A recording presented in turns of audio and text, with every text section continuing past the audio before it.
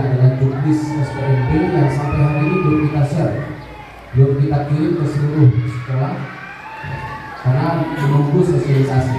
Jadi setelah sosialisasi baru kita akan kirim, kita akan share kepada seluruh sekolah untuk sama-sama menjadi panduan persiapan SPMB di sekolah masing-masing. Karena di situ menjadi hal yang sangat penting sekali untuk disampaikan. Dan terakhir juga nanti saya akan sampaikan tentang daya tampung. Kemarin Bapak Ibu sudah mengusulkan daya tampung dan hari ini hasilnya sudah kita dapatkan dari BBPN. Bisa jadi kemarin mengusulkan 2 rombel, 1 rombel 40, bisa jadi berkurang berdasarkan analisis dari verifikasi dari BBPN. Nanti saya akan jelaskan. Baik Bapak Ibu sekalian, mungkin kita akan awali dengan berdiri ya. Soalnya kalau nggak berdiri, jadi kelihatan. Saya di depan aja tidak kelihatan. Ya, yang pertama adalah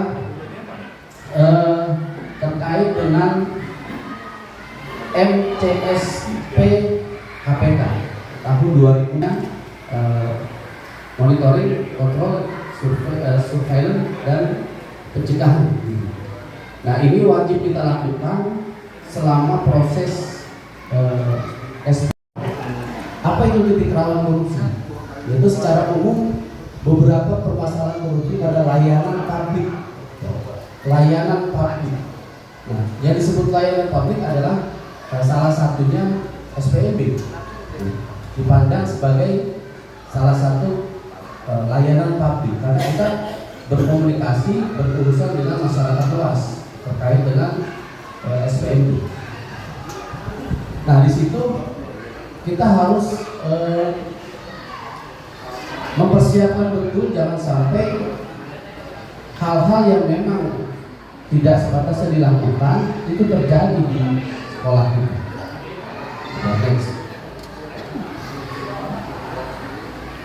Ya, kenapa menjadi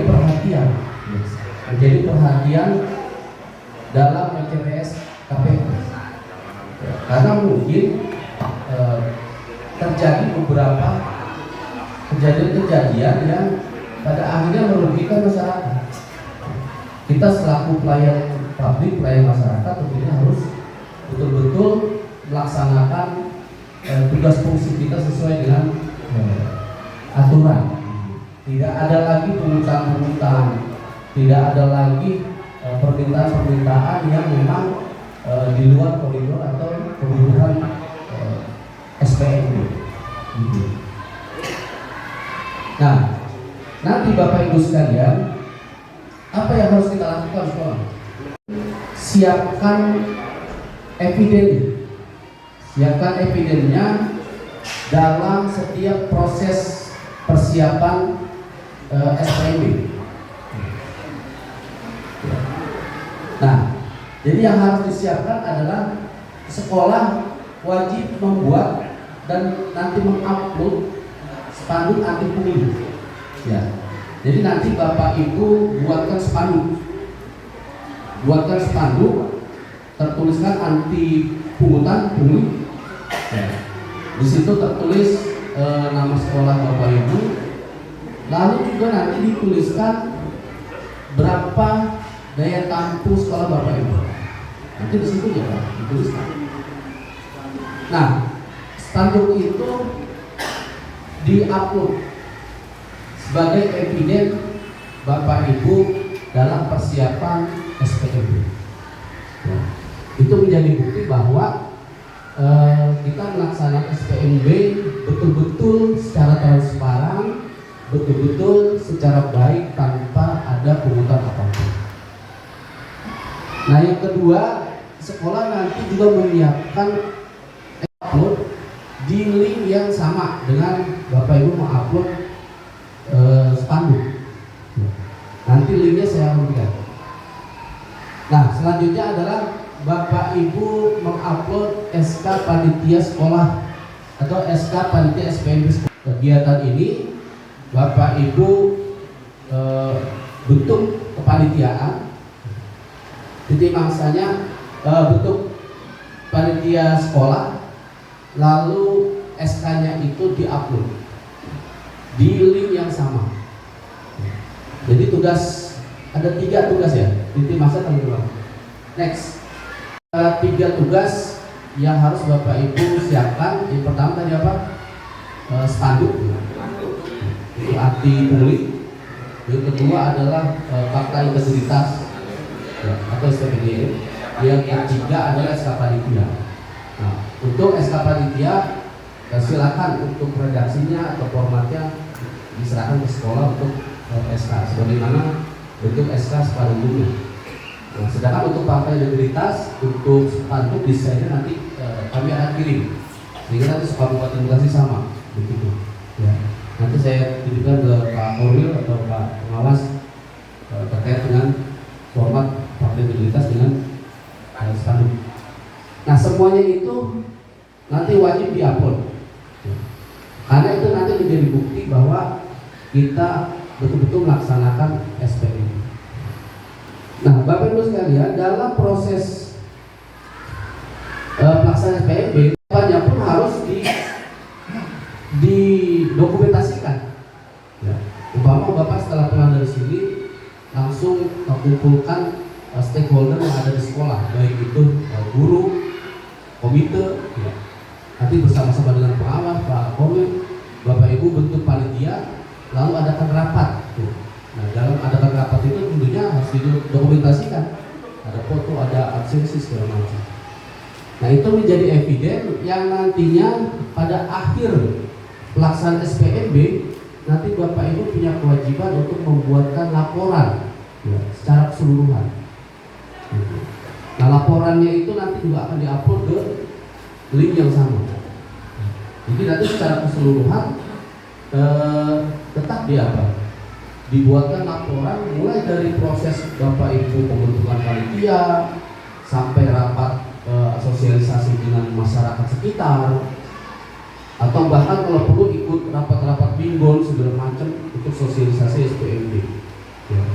Sampai pelaksanaannya dan terakhir mungkin sampai ke pengumuman peserta didiknya.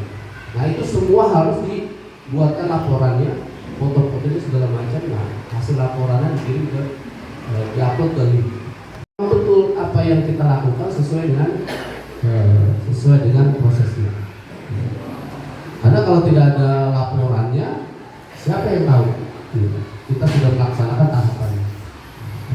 Ya, selanjutnya Bapak Ibu sekalian, perhatikan di sini adalah terkait dengan pungutan ya, larangan pungutan, yaitu Permendikdasmen nomor 3 tahun 2025 tentang sistem penerimaan murid baru ya, terkait pungutan.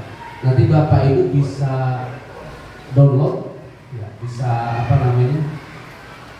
bisa cari di Google. Nah, ini sekilas pasal-pasal kunci yang penting perlu kita perhatikan, yaitu pasal 33 ayat 3 huruf F di situ. Di situ menjelaskan bahwa pemerintah daerah wajib menyusun juknis SPMB yang paling sedikit memuat larangan pungutan pada saat pelaksanaan penerimaan murid baru. Nah, di juknis kita sudah buatkan. Ya, untuk juknis kita sudah buatkan. Selanjutnya,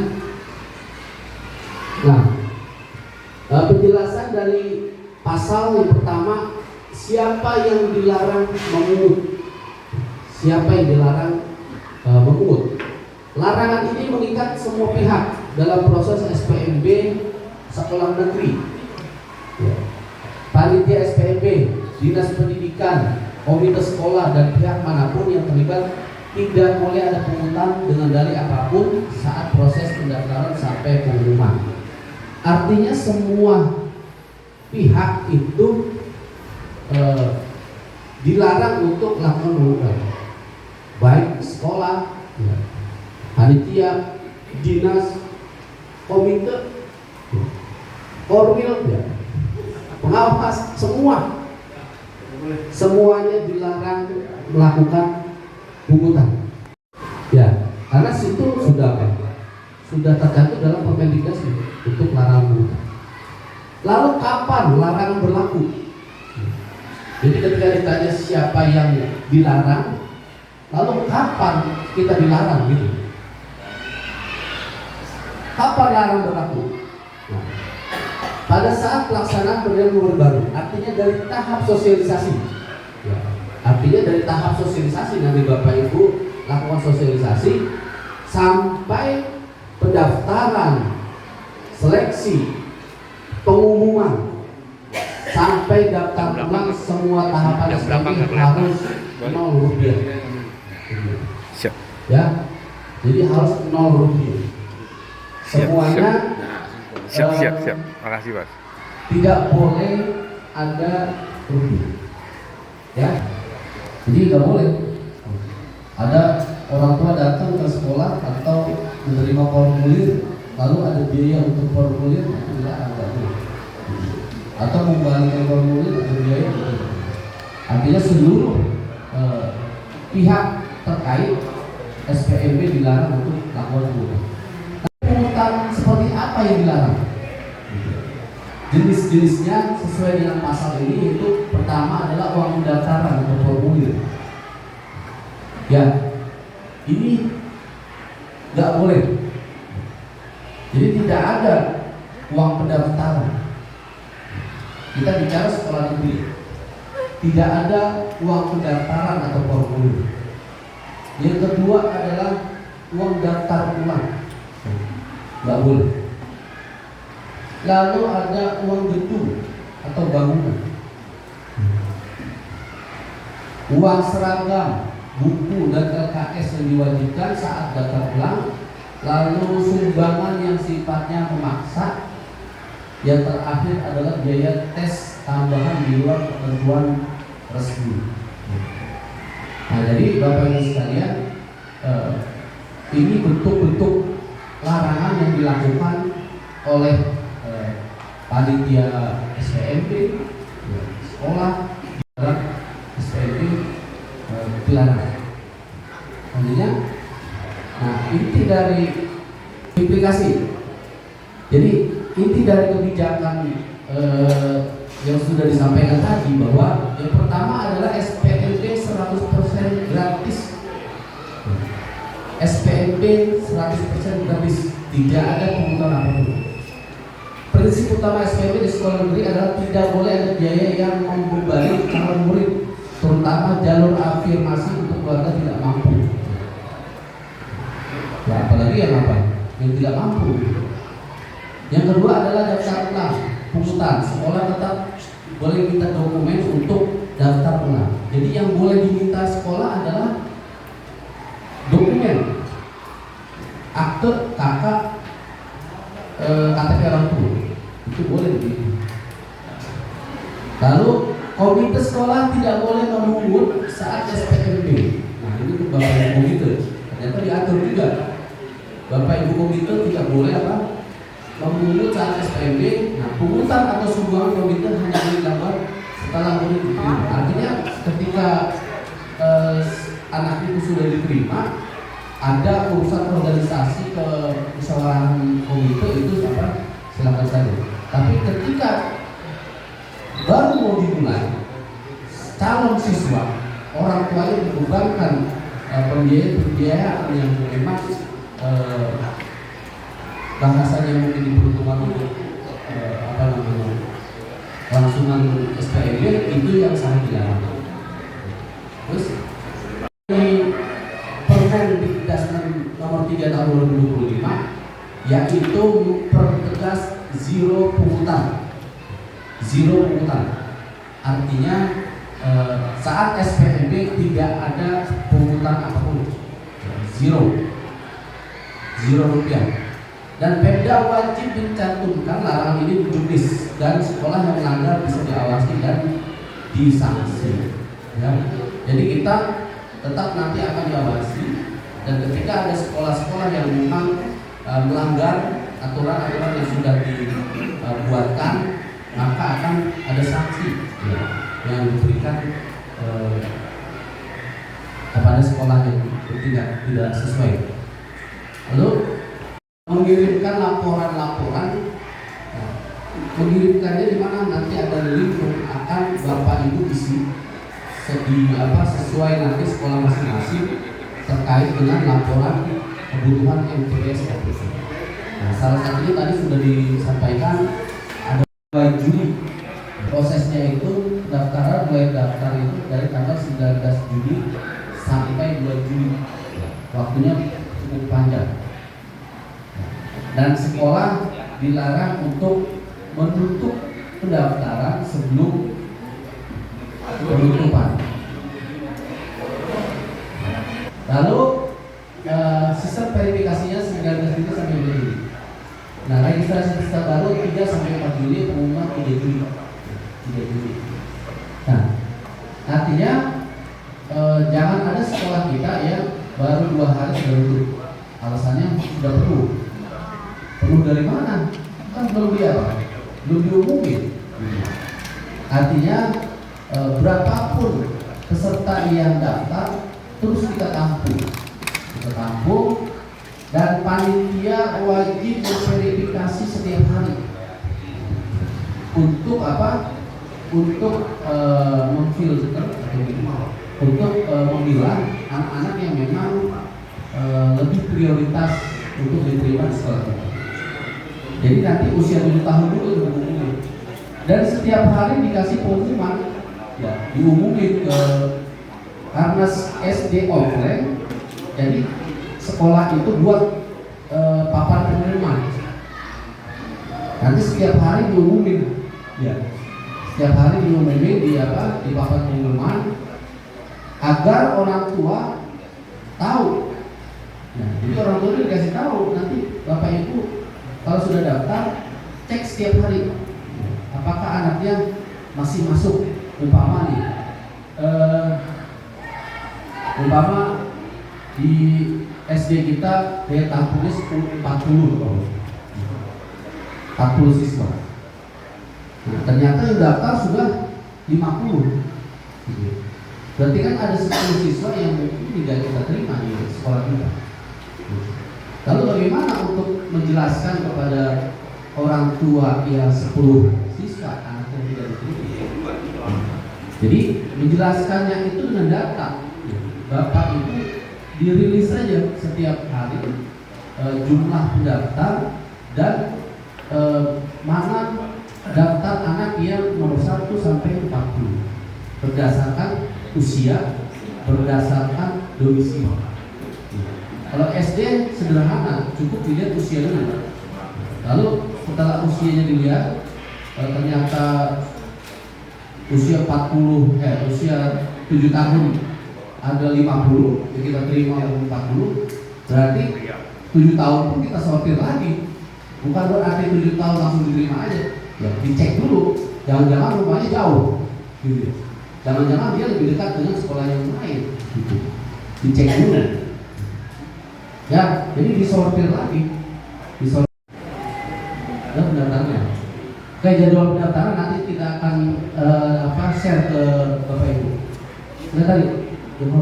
Nah, ini adalah kanal aduan hotline. Ya. Bapak Ibu bisa nanti sampaikan ke masyarakat juga terkait dengan kanal aduan hotline. Di situ bisa WhatsApp. Jangan nelfon, nggak perlu diangkat. Ya, WhatsApp aja. Karena sekabupaten nelfon susah. Jadi WhatsApp.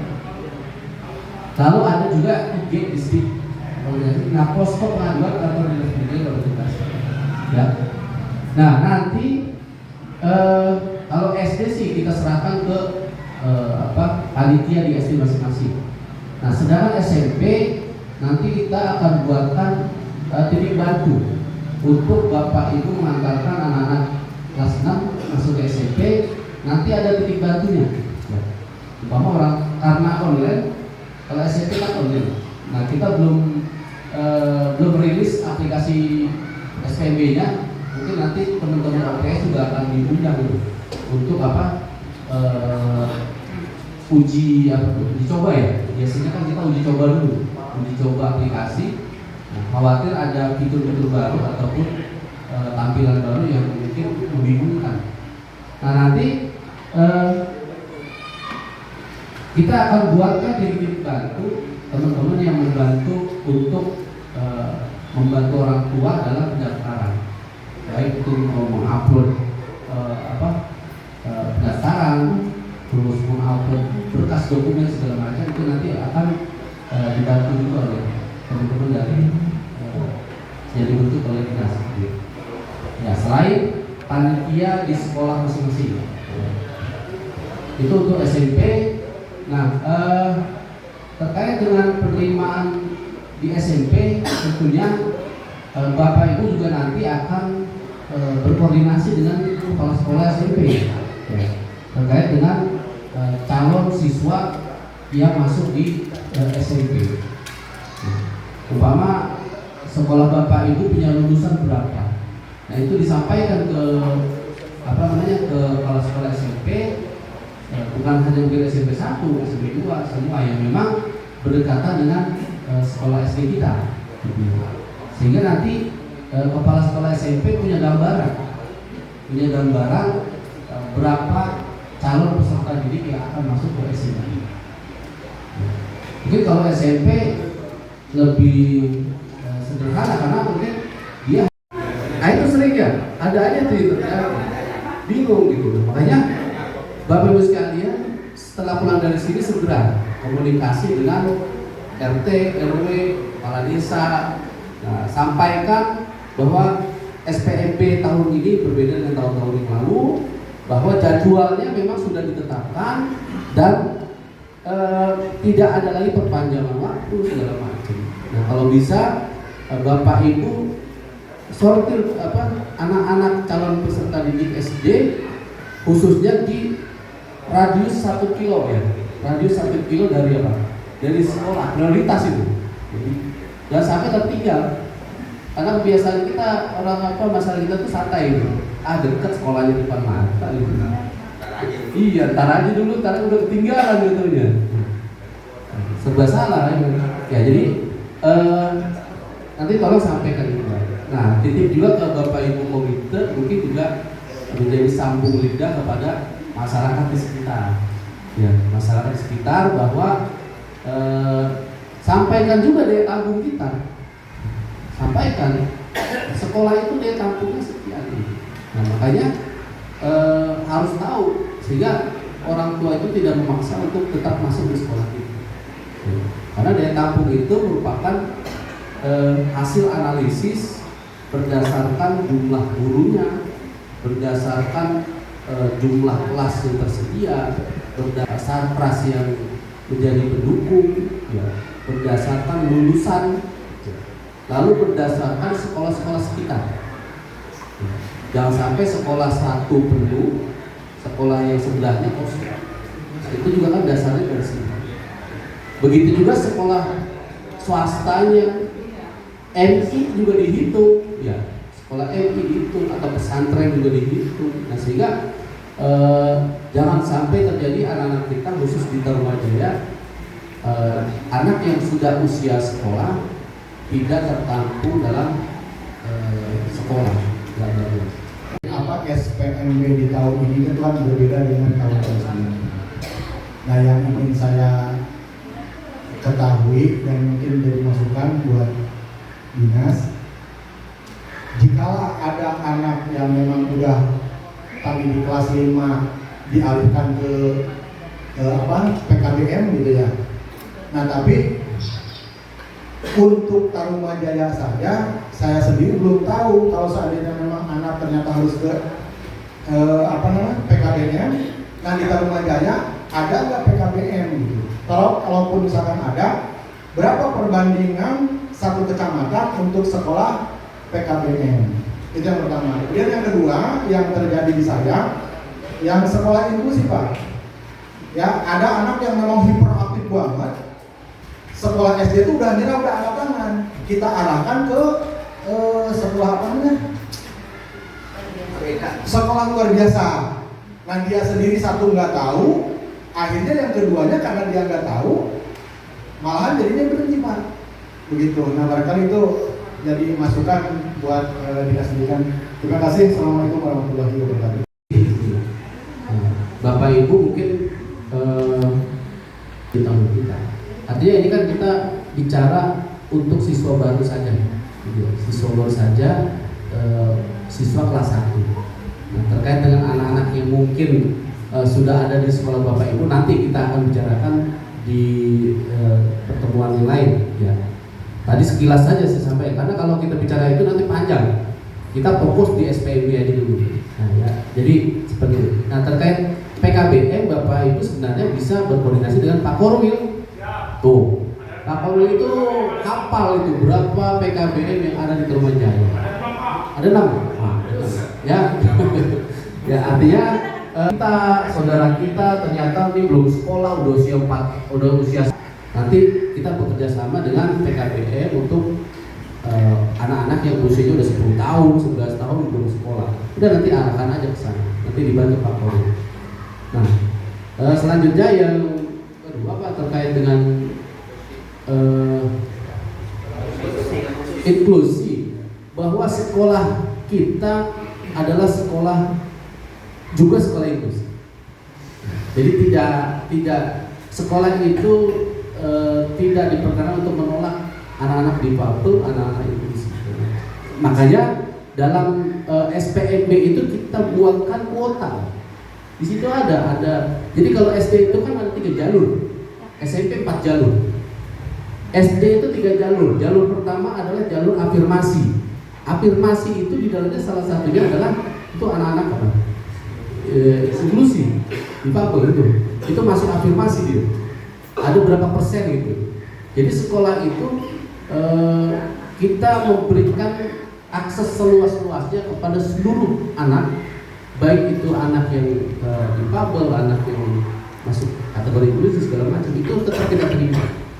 Tinggal nanti Bapak Ibu mungkin berkomunikasi dengan orang tua, berkomunikasi dengan guru yang menangkap perlindungan anak untuk dibantu psikolog segala macam.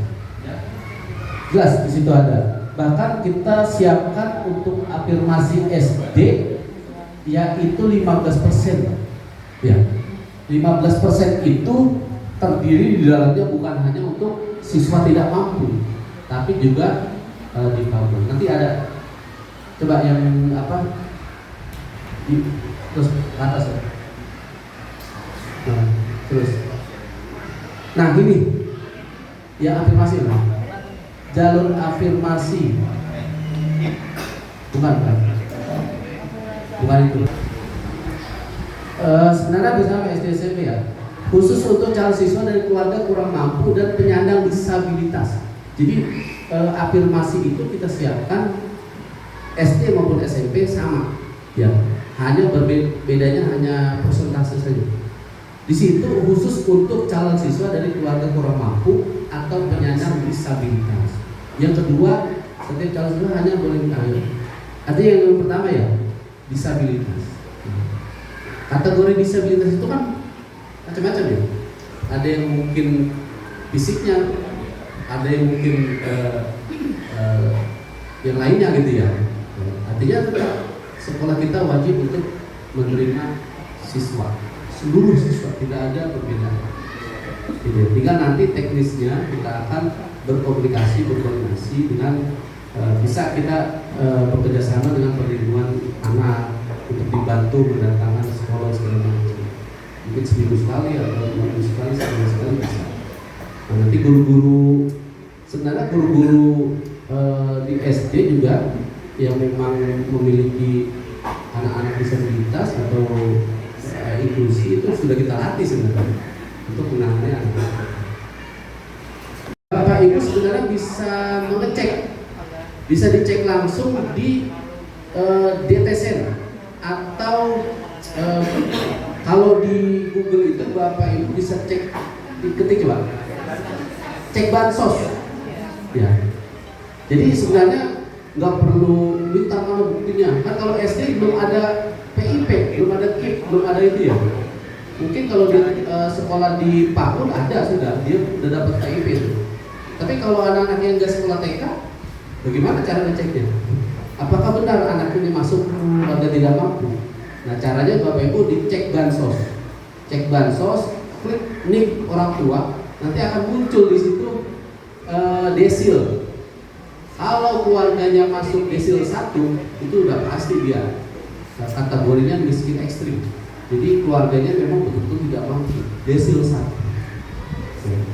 Nah, desil 1, desil 2, desil 3, desil 4. Desil 5 menengah gitu. Tapi masih ada juga dapat bantuan. Nah, desil 6 ke atas, 6, 7, 8, 9, 10 itu yang enggak dapat bantuan negara. Nah, gitu. Yang ada di sini pasti masuk desil 6 ke atas, nggak mungkin lah. Coba dicek sendiri. Nah, coba tes. Siapa yang mau tes? Contoh siapa nih? Coba cek. Itu nik siapa? Mari.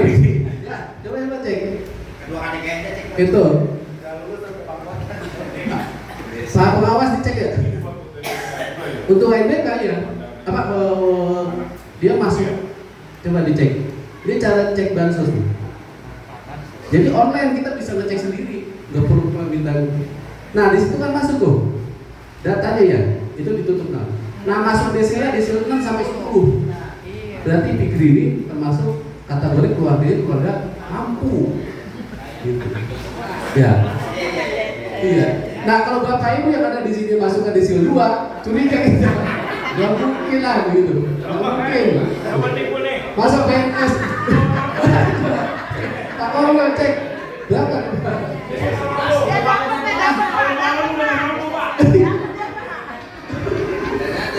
Coba dari awal. Coba dari awal. Ini juga buat PIP, buat B2SN, cek. Tinggal dicari di Google. Nah ini kan di Google ya, awal. Maka muncul langsung cek list. Di situ muncul nick. Jadi cukup cantumkan nick, maka situ muncul data kita. Cek bansos. Jadi jelas nanti apa yang kita terima itu betul tidak mampu. Terlepas pas dicek apa namanya ternyata sedang-sedang aja itu kan ini kan data ini bukan kita. Ya, bukan kita yang buat dari Kemensos. Itunya PIC-nya dinas sosial kita. Terkait dengan pemutahiran data, terkait dengan revisi data itu bukan ranah kita. Ya, itu adanya di dinas sosial. Mungkin ada juga petugas di kelurahan atau. Ada lagi Bapak? Silakan. Assalamualaikum. Batasan Kota Bekasi.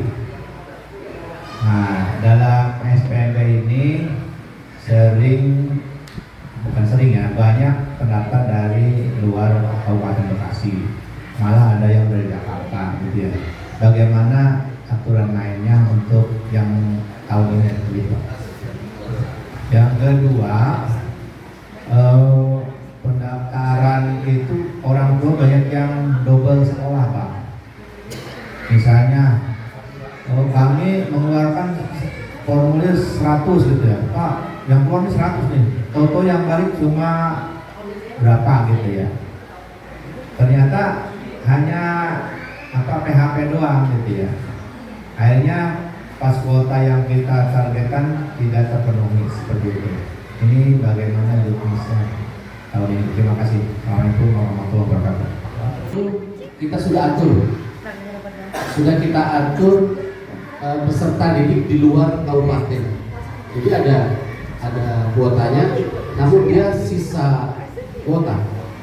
Tapi diatur juga dalam juknis. Artinya anak-anak yang memang rumahnya berdekatan dengan sekolah, lalu domisilinya tidak di Kabupaten Bekasi, itu pun masih kita terima.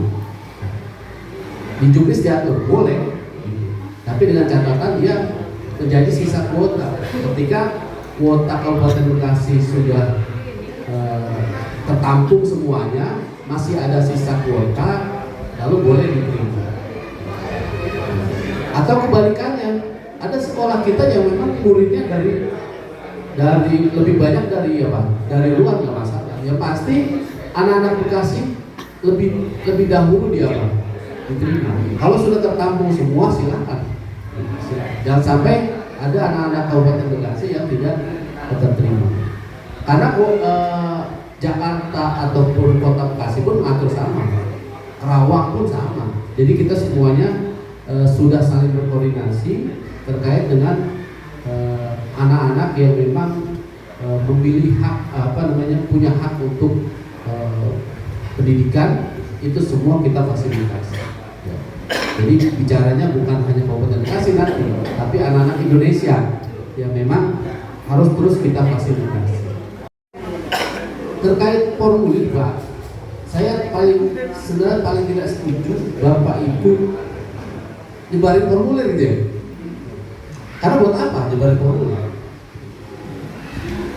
Kadang gini, Pak, ketika Bapak Ibu ini kalau di lingkungannya mungkin siswanya sedikit aman-aman saja, tapi ketika di lingkungan padat, baik Kabupaten atau apa, ketika Bapak Ibu menyebarkan formulir, kadang-kadang orang tua itu menganggap anaknya itu diterima. Padahal kan itu hanya pendataan saja.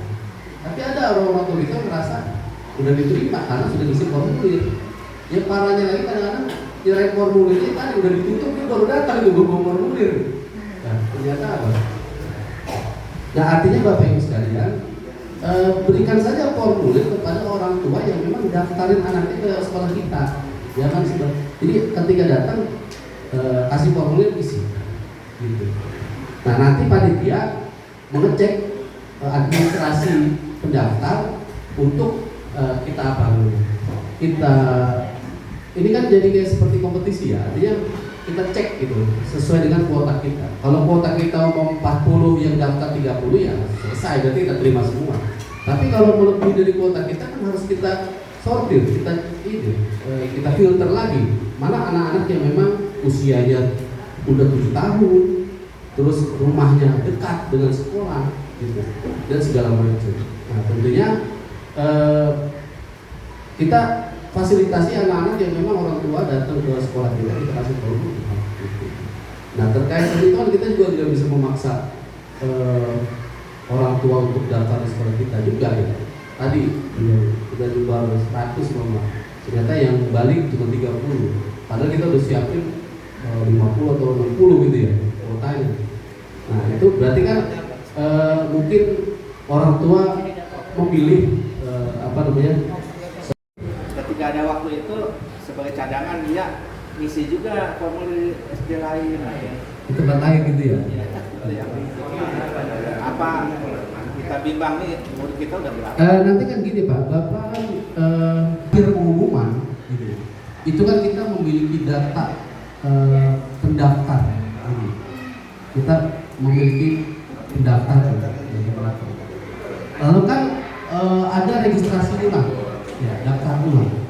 Nah, di daftar ulang itulah Bapak Ibu punya kesempatan untuk finishing bahasanya itu, menetapkan bahwa anak yang daftar masuk, lalu pas registrasi dia nggak datang, nggak hadir, berarti kan mungkin dia bisa jadi daftar di tempat lain. Nah, Bapak Ibu punya kebijakan bisa menarik yang memang masih masuk kategori nominasi. Di situ kan ada rankingan, Berarti secara otomatis ketika ranking 10 nggak ada, berarti ranking 11 naik. Tetap kita tunggu Pak sampai masa penutupan. Makanya sosialisasi ke masyarakat itu sangat penting sekali Pak waktunya. Jangan sampai nanti Bapak Ibu tidak menginformasikan karena registrasi dia nggak datang, dianggap nggak sekolah di sekolah kita, yang di bawah dinaikin, pas udah anak-anak belajar dia datang gitu ya. Nah itu kan jadi salah juga. Makanya mulai hari ini setelah pulang dari sini segera sosialisasi. Tanggal 19 sampai tanggal 2 Juli SPM dimulai. Ya. Tanggal 2 dari Pak Kawasan. Iya, tadi Bapak Saman. Berarti saya pribadi, mungkin teman-teman yang lain juga bisa mengambil kesimpulan bahwa itu mungkin akan membuka peluang kans untuk memungut lagi. Sedangkan tadi di situ pernyataannya 0 rupiah. Itu yang pertama. Hanya bagi kesana sedangkan nanti dijelaskan. Berikutnya yang kedua terkait dengan penerimaan nanti di SMP. Kami juga kan tidak hanya menerima, tapi juga kan mengeluarkan banyak nanti kepala sekolah hanya sebagai bisa memfasilitasi siswa yang kelas 6 yang masuk SMP. Nah, ini jadi pertanyaan. Di situ kuota untuk masuk SMP itu kan domisili, afirmasi, apalagi. Nah ini terkait dengan prestasi, Pak. Kemarin kan kita semua di sini melaksanakan TKA, tes kemampuan akademik. Nah, pertanyaannya, apakah nilai prestasi TKA yang kemarin itu ada korelasi dengan nanti penerimaan di masuk ke SMP? Nah, informasi dari luar, Pak. Informasi dari luar, bahkan ada beberapa wali murid yang bertanya ke saya, sebelum kemarin kami melaksanakan TKA, apa ini fungsi anak saya itu ikut TKA? Saya jelaskan apa adanya, Pak. Apa yang saya tahu, informasi dari Korwil dan dari pengawas saya di sini. Dan saya sampaikan bahwa itu bisa juga dijadikan, tapi bukan syarat mutlak, bisa juga dijadikan untuk syarat masuk melalui jalur prestasi masuk ke SMP. Nah, ini kan di situ ada masuk ke SMP 25%. Apakah terkait dengan itu? Maksudnya Pak, kan banyak juga yang siswa domisilinya bukan di Bekasi sini, tidak juga masuk ke afirmasi. Nah, mungkin masuk ke prestasi. Nah, ini kategorinya masuk ke situ nggak Pak untuk yang PK kemarin? Oke Pak, terima kasih. Ya, terima kasih. 100% gratis. Kita bicara SPMB Pak, tidak bicara pasca SPMB. Ya, jadi pakem nih, jangan sampai salah kemana-mana itu. Jadi kemana-mana, rawang nih Bapak, jadi rawang kemana-mana. Kita pakem di SPMB itu 100% gratis, tidak ada pungutan apapun, 0 rupiah. Ya, udah segitu pakem tuh. Saya udah ngejelasin yang lain lagi. Nah, biar nggak nanti ada distorsi. Takutnya Bapak Ibu nanti ada penafsiran berbeda. Ya pasti karena hari ini kita sosialisasi SPMB, saya tekankan kembali bahwa SPMB 100% gratis, tidak ada pungutan apapun, siapapun tidak boleh memungut, siapapun, mau dinas, mau sekolah, panitia, pemimpin semua. Ya. Oke, nah selanjutnya ini terkait dengan SMP ya. Di situ ada jalur prestasi. Coba ditampil dulu. Jalur prestasi itu dua prestasi non akademik. Kalau non akademik udah clear ya, selesai. Dia juara silat, dia juara karate, dia juara lomba-lomba. Ya, prestasi non akademik. Termasuk dia masuk ke OSIS, juara pramuka, juara apa itu ada. Ya. Nah, yang prestasi itu diambil dari nilai TKA. Ya. Dan raport. Ini dulu. TKA dan raport. Kemarin sekolah kita sama-sama sudah melaksanakan TKA. Jika nilai TKA-nya belum rilis sampai masa SPMB, maka yang akan kita pakai adalah nilai rapor. Umpama SPMB kan dimulai tanggal 19 Juni kita mulai. Tiba-tiba umpama TKA-nya ini nilainya dari sampai tanggal 19 belum keluar dari pusat. Ya. Maka yang kita pakai panitia ini gak usah bingung, sudah pakai nilai rapor saja. Gitu ya. Tapi jika TKA itu sudah rilis umpama di akhir bulan ini, maka dipakai TKA dan rapor. Jadi akumulasi dua itu, TKA dan rapor. Di situ ada persentasenya. TKA itu 60% kalau saya. Ada nilai TKA di atas ya. Jadi itu Pak. Ya, jadi pokoknya kita antarkan anak-anak kita untuk masuk ke SMP nanti di SMP juga akan dibuka jalurnya itu bertahap. Ada kemungkinan untuk domisili di belakang ya biasanya.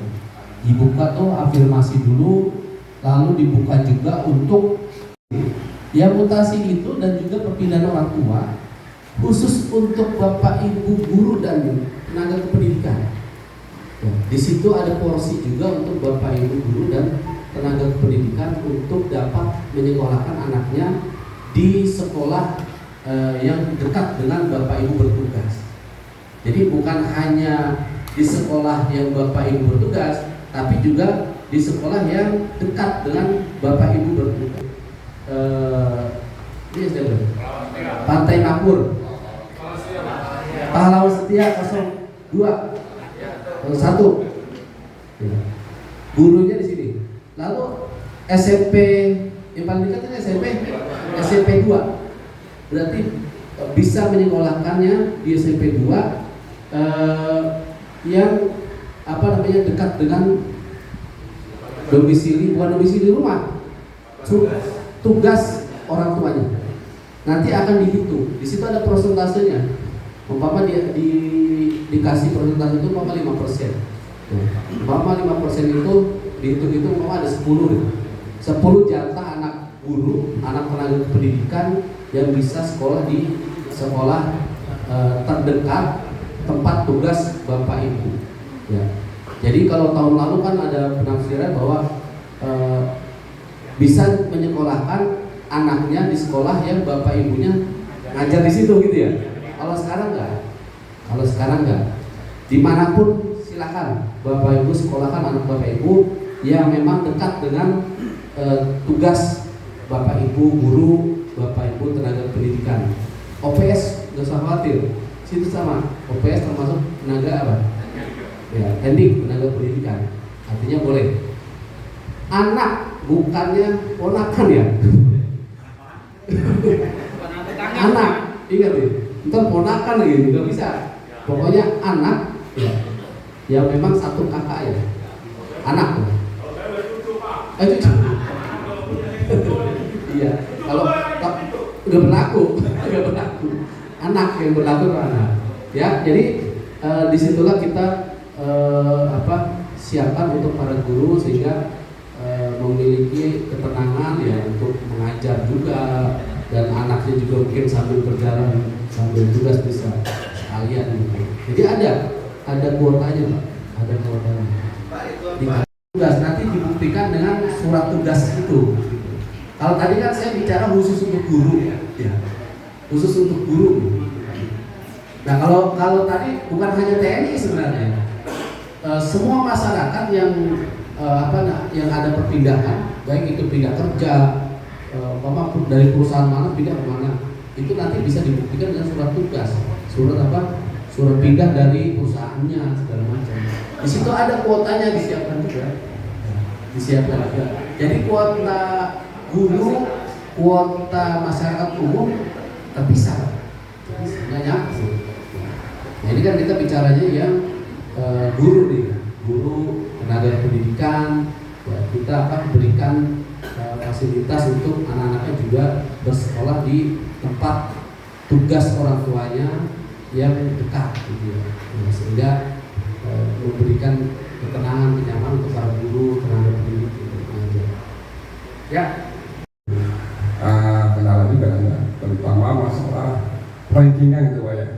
Dia sebenarnya kayaknya mudah, tapi kalau kita udah di lapangan ada suatu umpama sekolah-sekolah saya di Tarumajaya kan banyak Pak, sekolah-sekolah yang dekat perumahan ya. Perumahan itu dekat sekolah ya. Tapi terkait domisili yang jadi masalah. Mereka domisilinya kebanyakan masih orang Jakarta Pak. Cuma bikin domisili di desa aja gitu. Nah ini kan jadi pertanyaan ini gimana Pak ya? Umurnya udah cukup, dekat sekolah, tapi dia nggak punya KTP. Jadi masalah yang kayak kan domisili di sini kalau dulu kan harus punya KTP Bekasi. Bagaimana dengan domisilinya yang tetap orang Jakarta tapi domisili aja. Itu juga terkait dengan yang jalur afirmasi ya. Dia orang Jakarta KTP-nya, tapi dia punya surat tadi Pak yang hubungan afirmasi tadi ini gimana Pak? Kasih saja Pak. Ya, makasih. Juknis SPMB Kabupaten Bekasi. Ya, jelas ya? Berarti ini berlaku untuk warga Kabupaten Bekasi. Persyaratannya adalah warga Kabupaten Bekasi. Kalau orang kota Jakarta, dia nanti mungkin jalurnya beda. Sisa kuota yang saya jelaskan tadi. Gitu. Nah, lalu bagaimana ketika dia sudah tinggal lama di situ, terus sudah memiliki ya, di Jogja ada batas maksimal atau minimal ya, usia kependudukan seseorang. Di situ dijelaskan dia harus memiliki identitas itu 1 tahun, minimal 1 tahun.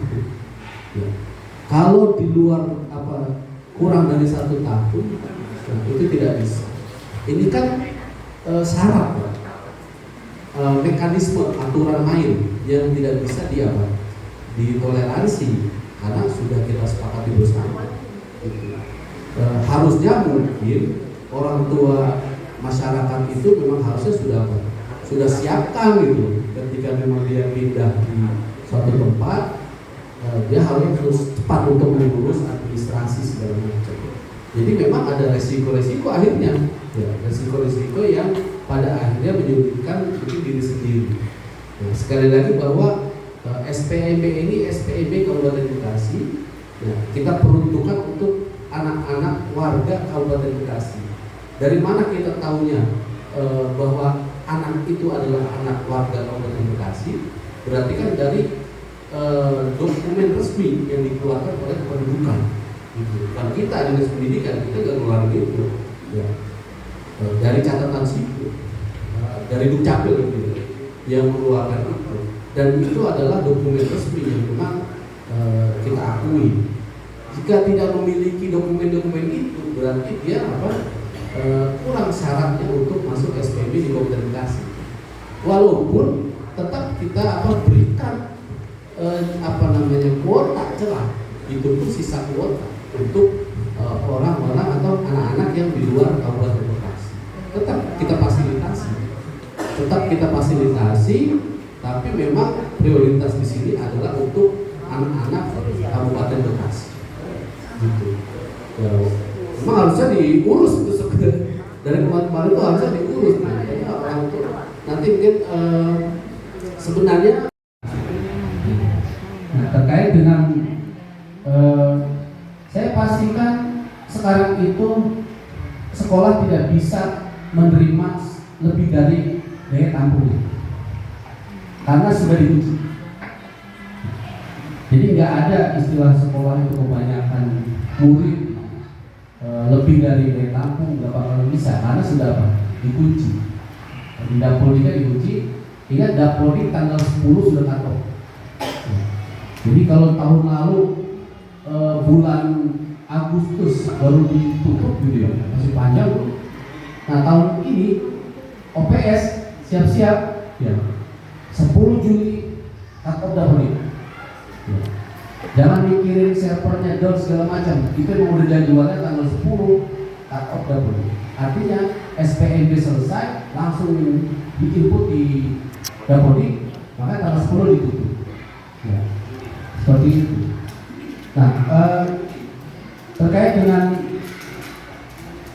tadi Pak, tadi saya sampaikan bahwa rilis setiap hari. Tadi kan khawatir pas sudah pengumuman anaknya nggak lulus.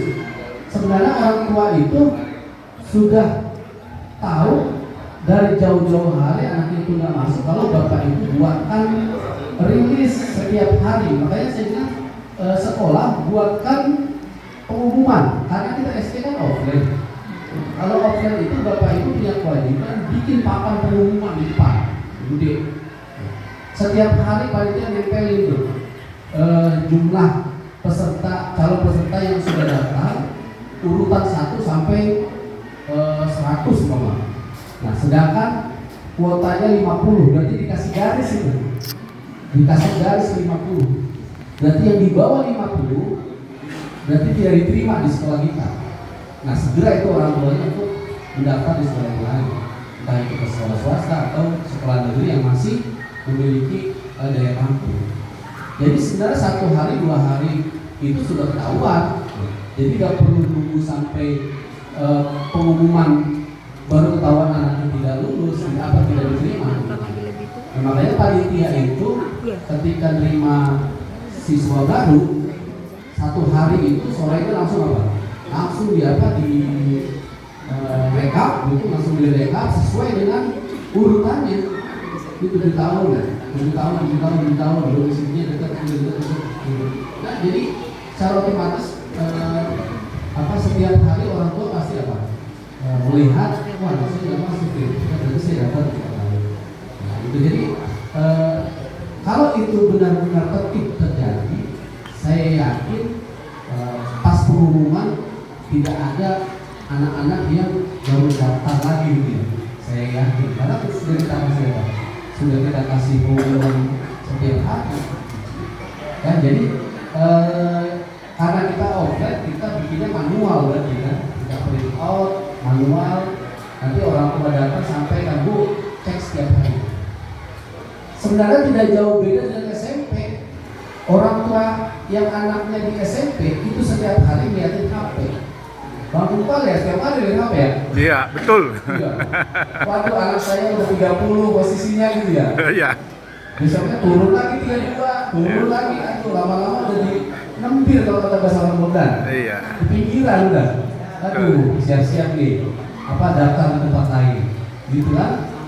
Jadi dicek setiap hari. Nah, kalau SMP kan online bisa dicek setiap hari ya di media sosial ya. Nah, karena kita offline, nanti kan kita umumin di depan di depan sekolah cara manual. Ya, jadi polanya harus seperti itu sehingga masyarakat tahu. Jangan nanti pas terakhir diruduk ya. Anak saya udah dikirim aku. Saya ingin tanya, daya tampung itu siapa yang mengusulkan? Sekali lagi saya tanya, daya tampung itu siapa yang mengusulkan? Hah? Ini kok ragu-ragu jawabnya? Hah? Daya tampung yang mengusulkan adalah sekolah. Sekolah mengusulkan daya tampung, lalu dikolektif oleh kami dinas. Nah, setelah kami kolektif, usulan kabupaten kami kirimkan ke BBPNP pusat provinsi, ya, untuk diverifikasi dan validasi.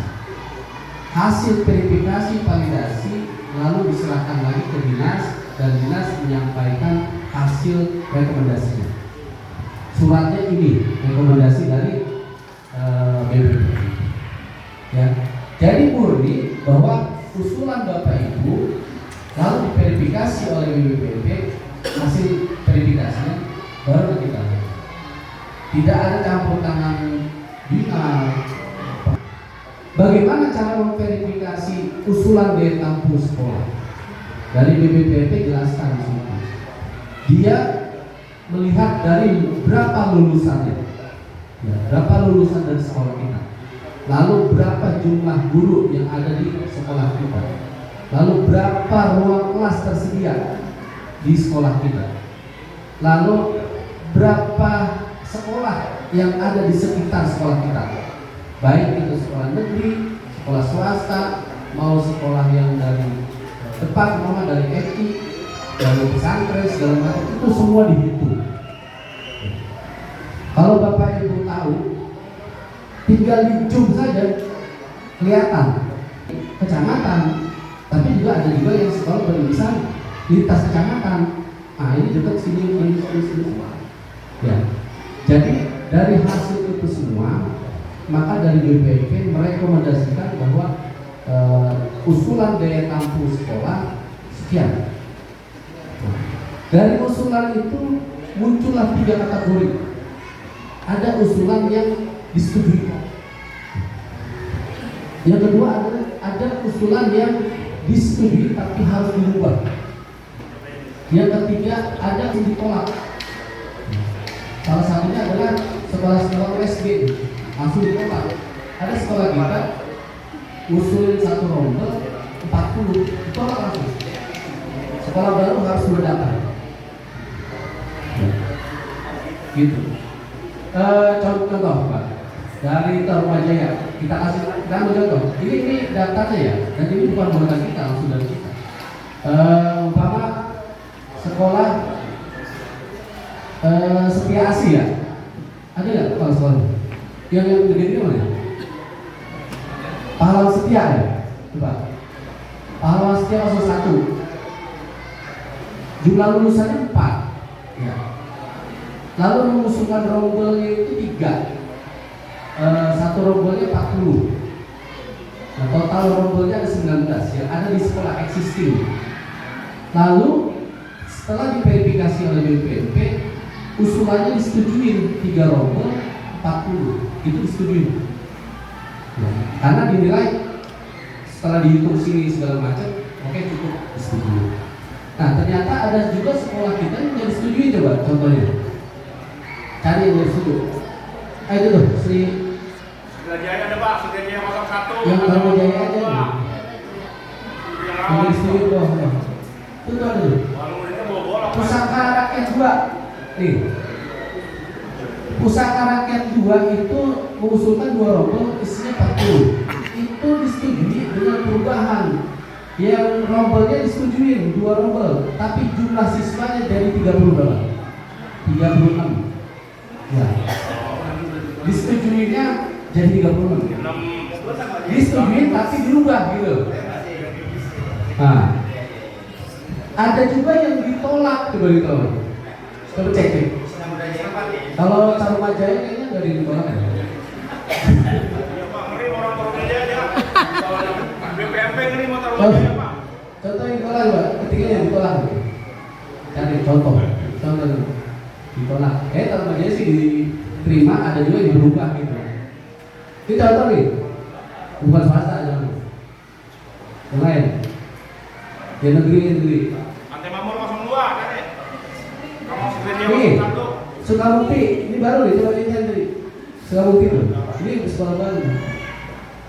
Usulin 1 rombel 40, ditolak. Ya. Ya ditolak. Dia harus 1 rombel 28. Ya, kita nggak bisa apa? Ini udah sering sudah di sana. Dan data inilah yang Bapak Ibu harus pakai. Ya, saya serahkan. Kalau sebutin lama, ya nanti Bapak Ibu tinggal berkoordinasi dengan Pak Kormil dan Awas terkait dengan jumlah daya tampung sekolah Bapak Ibu yang sudah jangan diproses, sudah diverifikasi. Kita juga nggak tahu semuanya dari apa. Kita aman-aman aja. Iya. Karena nanti 3 tahun ke depan sekolah kita akan kita mulai berangsur Kalau aman-aman saja mah nggak dipercaya ke normal. Satu sih kita coba loh, semakin jadi dari tahun ke tahun kita perbaiki depan lagi 2008. 3 tahun ke depan semuanya normal. Yang tadinya 2 sih jadi 1 sih. Ya insya Allah nanti ini kan makin dikurangi sekolah kita dikit. seluruhnya menjadi normal sehingga mutu pendidikan semakin meningkat. Ya, memang harusnya butuh data karena anak harus mempunyai hak untuk menghirup udara, sirkulasi udara segala macam itu 2 meter. Anak itu sehat. Tentunya anak yang 28 dengan anak yang 50 dalam satu ruangan kesehatan beda itu. Karena setiap hari dia pengap. 50 kuntet Pak. Samping dia kuntet. Karena udaranya berbeda, udah panas gitu. Udah anak habis main bola ya. Udah gurunya ngepet di tembok ya. Kasihan tuh guru yang ngajar 40 puyeng enggak dulu. Iya. Kita buat lebih baik lagi. Kita coba untuk dan mudah-mudahan ini masyarakat kita tuh semakin paham ya, semakin dewasa bahwa bukan semata-mata anak itu. Yang penting mas sekolah. Jadi bangsa itu kadang-kadang kita ya udah masuknya ini mas sekolah saya nggak gitu juga gitu. Kita pendidikan itu kan investasi panjang ya, nggak bisa hari ini kita kasih langsung atau langsung pintar, nggak juga, ada prosesnya. Nah prosesnya mungkin ada kesehatannya, psikologis anak, apa segala macam. Nah itu yang perlu dipertimbangkan. Ya.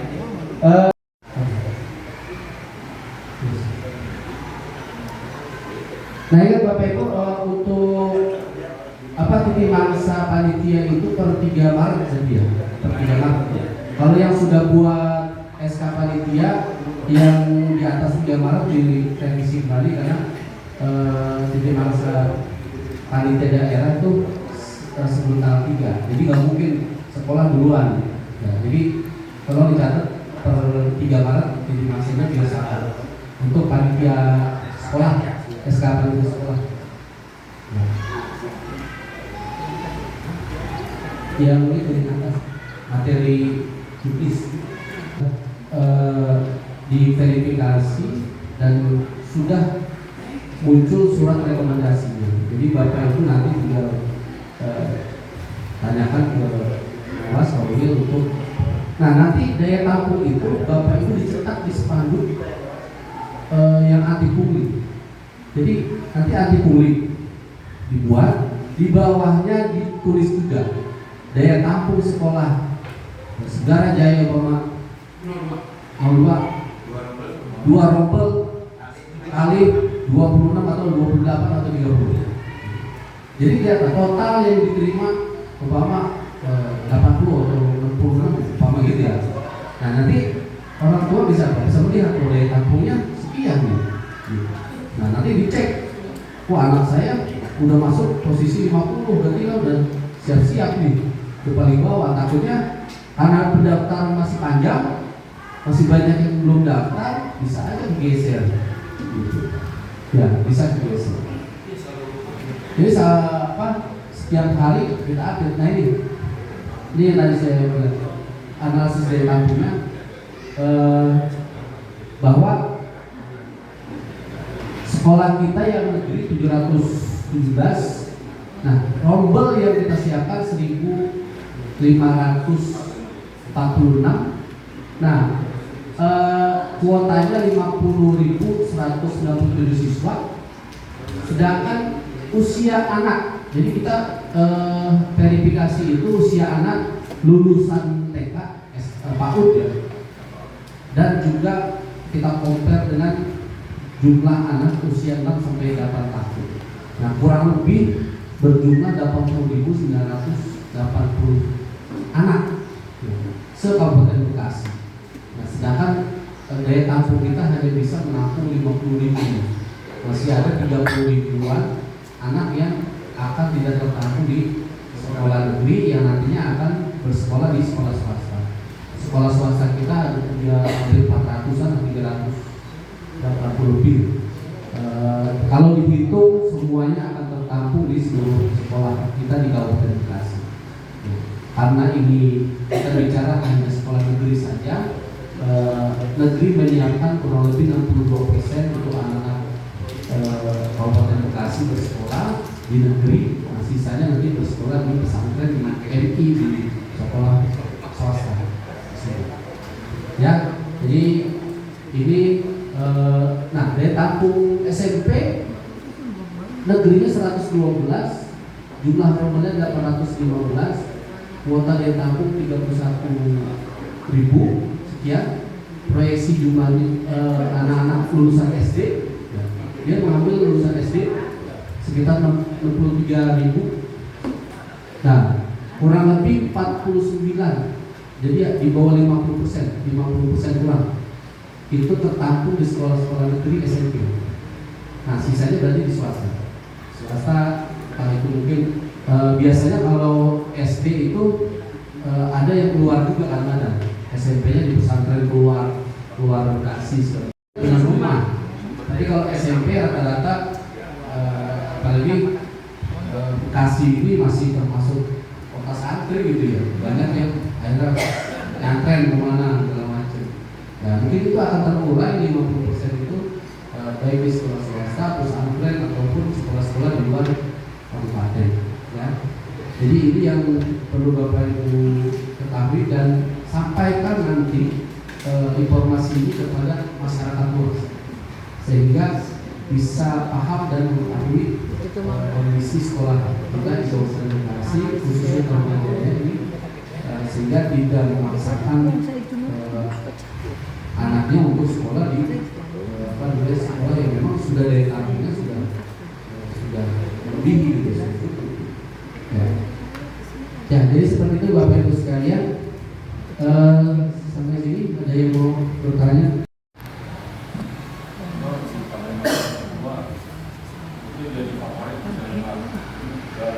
Tidak ada sekolah favorit di Kabupaten Bekasi. Gitu. Ya. Tidak ada sekolah unggulan di Kabupaten Bekasi. Semuanya adalah sekolah unggulan. Semuanya adalah sekolah favorit ya, di Kabupaten Bekasi. Artinya tidak ada perbedaan antar sekolah. Nah, mindset masyarakat itu masih berlaku dari dulu gitu ya. Dari dulu segala macam. Nanti kita akan sampaikan Pak, mungkin nanti ke Pak Mawas kita rapat bersama Pak Emil terkait dengan irisan batas itu. Kalau ada itu sih batas administratif ya, irisan wilayah administratif sesuai dengan sekolah masing-masing. Mana desa yang daftarnya harusnya sekolah A. Terus nanti ada tuh batasannya, sehingga nanti tidak menumpuk di satu sekolah gitu. Itu semuanya kan bisa diatur. Nah, nanti Bapak Ibu Kepala Sekolah juga mungkin bisa dipandu Pak Wakil untuk rapat bersama itu untuk rempuh bersama terkait dengan penerimaan murid di masing-masing, sambil mungkin dikasih tahu daya tampung sekolahnya berapa. Saya yakin sekarang Pak nggak akan bisa ya, ada sekolah satu membludak gitu, karena udah terkunci di daya tampung. Ya, nggak akan bisa Bapak Ibu coba-coba menerima siswa di lebih dari daya tampung. Nanti pas tanggal 10 pas cut off, jangan telepon saya kalau ada anak siswanya 10 orang nggak masuk dapodik. Ya, jangan telepon saya karena sudah dikasih tahu daya tampungnya 40 masih ngumpet-ngumpet tuh. Ya, kalau masih bisa. Ya, diterima aja tuh 50 pas cut off dapodik tanggal 10 nggak bisa. Gak bakalan bisa Pak, di input. Tahun kemarin pernah terjadi ya, karena baru SD itu baru tahun kemarin kita kunci. Nah tahun ini udah tahun kedua, harusnya sudah paham betul kepala sekolah bahwa ketika dapodik itu sudah terkunci, maka tidak akan bisa kita paksakan anak itu masuk di dapodik. Jadi makanya ini masih jauh, kita masih ada waktu 1 bulan gitu, 1 bulan lebih. Kita masih punya 1 bulan untuk sosialisasi ke seluruh wilayah di masyarakat kita. Jadi langsung kita apa? Oke. Ada yel-yel enggak? Enggak usah, soalnya saya